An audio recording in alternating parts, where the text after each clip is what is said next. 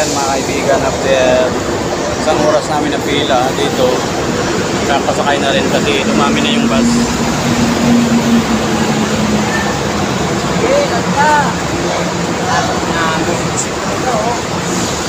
Dumami na. Dumami na yung bus. Kanina walang bus eh.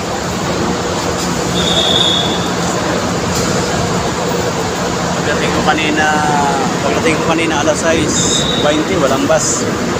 Ngayon alas 7:20 na. Kasi datingan na yung bus. Kaya makakasakay na tayo.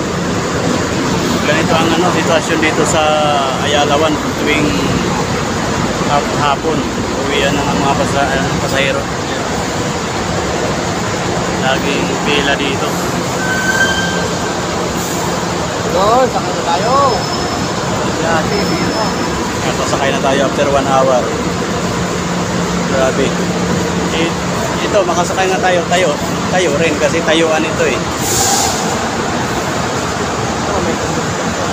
Eh pag antay tayo ng upo, matagal. Dalawa kasing klase ang pila dito eh. Pila ng tayo, pila ng upo. Dito tayo nagpila sa tayuan para makasakay agad tayo. Labas, dito ka na labas. Yeah.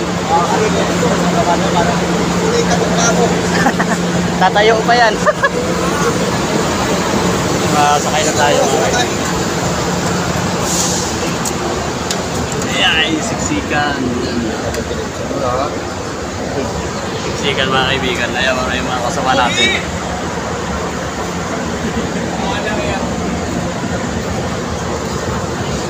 Tayuan to hanggang sukat.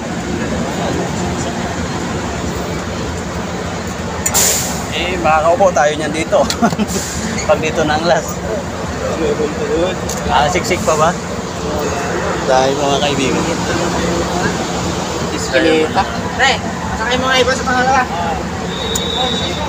Hindi tayo pa nakaantay sa labas mga kaibigan. Dito tayo talaga sa may pinto. Ayan o, pintuan na talaga to. Last na tayo nakasakay. Ingat tayong lahat, ingat.